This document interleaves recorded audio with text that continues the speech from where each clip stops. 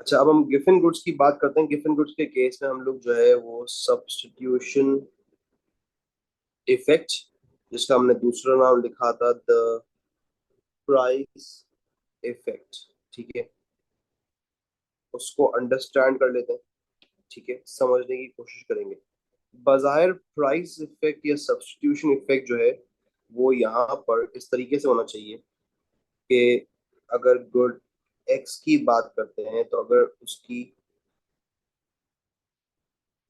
Prices गिर रही हो तो उसके अकॉर्डिंग उसकी क्वांटिटी डिमांडेड भी गिर रही हो। ठीक है, होता तो ये है बेसिकली। तो यहाँ पर ऐसे होना चाहिए, मगर देखें, एक बात को समझने की कोशिश करना बेटा यहाँ पर कि प्राइस के गिरने से हमारी इनकम बढ़ जाएगी। ठीक है, और इनकम के बढ़ने से ऑब्वियस है कि आप गिफन गुड्स तो बिल्कुल ही छोड़ देंगे ना। ठीक है ना। तो जब इनकम के बढ़ने से गिफन गुड की क्वांटिटी डिमांड कम होगी ना, तो वो इतने ज्यादा परसेंटेज से कम हो जाएगी कि यहाँ पर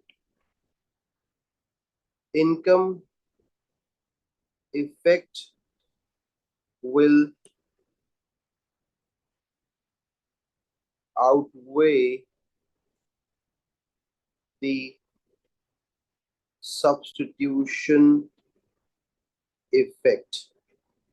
तो हमारे पास जो हमारी बेसिकली सिचुएशन अराइज होगी वो कुछ इस तरह अराइज होगी कि जब हम लोग इनकम एंड सब्स्टिट्यूशन इफेक्ट गिवन गुड्स के केस में बात करेंगे तो वो चीजें डिफरेंट होंगी। कैसे?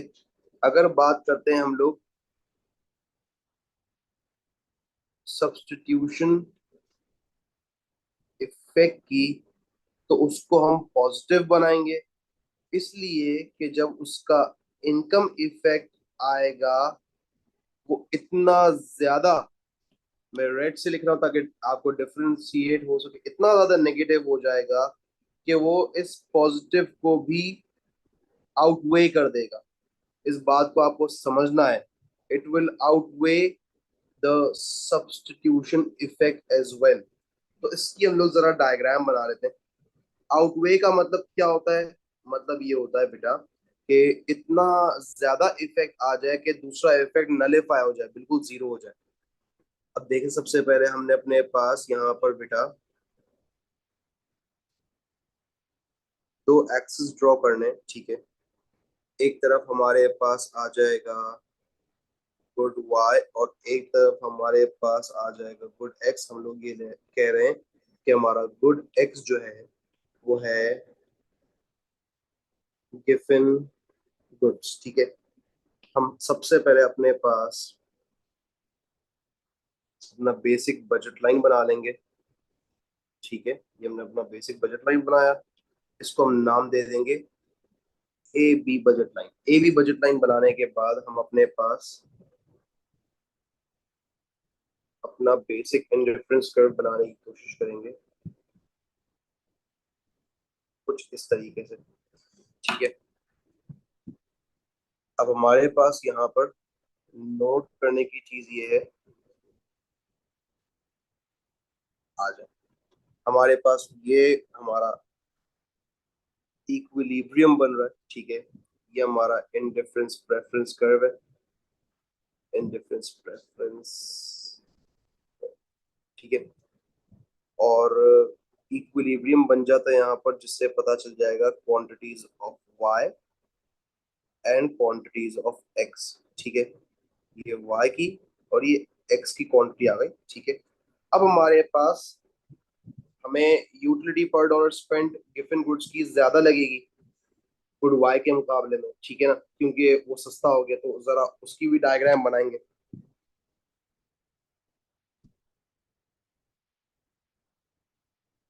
ये हमने अपने पास गिवन गुड्स की एक डायग्राम बनाने के लिए इसका एक बजट लाइन बनाया, और उसके बजट लाइन को हम थोड़ा सा नीचे की तरफ लेकर जाएंगे, इससे हमारा बजट लाइन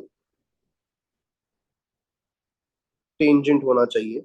ठीक है, और हमारे पास नया बजट लाइन कुछ यहाँ बन रहा है, that is A1 and B1, जिसपे मेरे पास यहाँ पर क्वांटिटी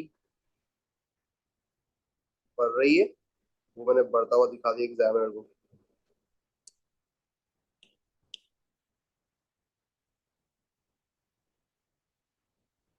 ये क्वांटिटी मैंने बढ़ाई X1। अब आप कहेंगे सर क्वांटिटी तो कम होनी चाहिए, लेकिन बेटा अब जो उसका इनकम इफेक्ट है ना, वो इस इफेक्ट को भी आउटवे कर रहा होगा, तो ऑटोमेटिकली ये इफेक्ट हमारा नलिफाई हो जाएगा। This is E1। ठीक है, this is your basic indifference curve. अब जाहिर सी बात है, इनकम तो बढ़ गई है। अब इनकम बढ़ेगी तो हमारा बजट लाइन आगे पिवट होगा। उसको पिवट कर लेते हैं आगे, सॉरी शिफ्ट होगा।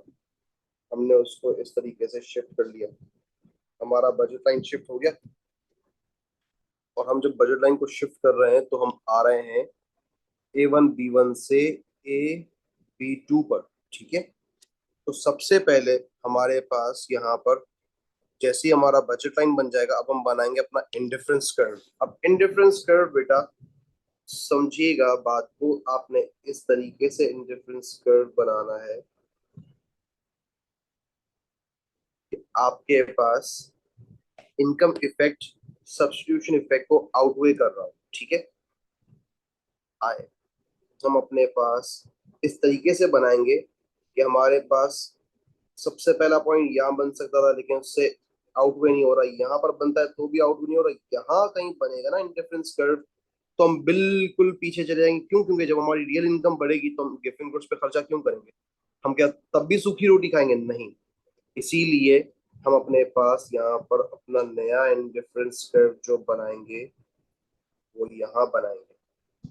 ठीक है, अब इंडिफरेंस कर्व को जरा टेंजेंट कर लेते हैं। हमने इंडिफरेंस कर्व को टेंजेंट कर लिया। ठीक है, अच्छा अब मेरे पास ये आ गया नया IC1।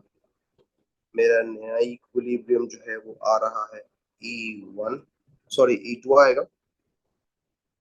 और उसके अकॉर्डिंग जो नई क्वांटिटी आ रही है एक्स की, वो है X2। आप नोट कर सकते हैं वो X1 से X2 पर जा रहा है। सही है, this is my diagram of Giffen goods, जिसमें हमारे पास डेटा देख लें, जिसमें हमारे पास बेटा सब्स्टिट्यूशन इफेक्ट X से X1 पॉजिटिव जा रहा है, इनकम इफेक्ट आपका होल नेगेटिव में जा रहा है, and it is outweighing substitution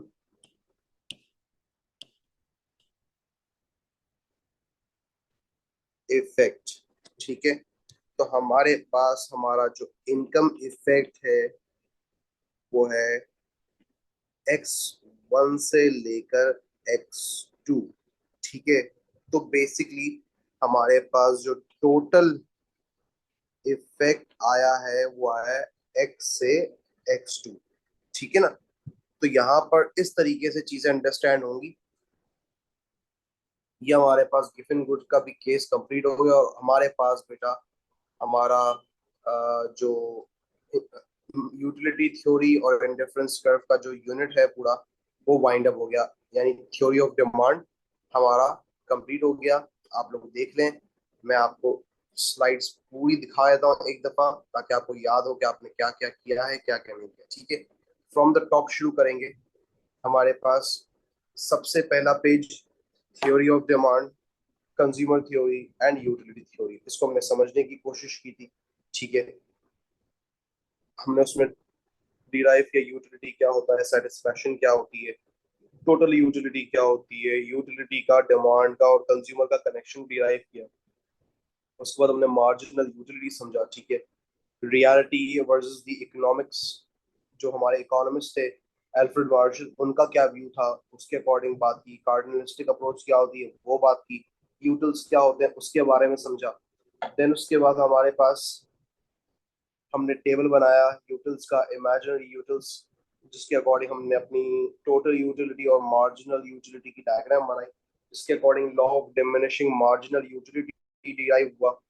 जहाँ डिसयूटिलिटी होती है वो चीज़ डिराइव की। एक और पॉइंट, जहाँ मार्जिनल यूटिलिटी जीरो वहाँ टोटल यूटिलिटी मैक्सिमम पे होती है, ठीक है ना। इन दोनों की डायग्राम्स हमने बनाई, फिर हमने connection of utility and demand कर लिया। तो हमारे पास ये इस तरीके से हो जाएगा।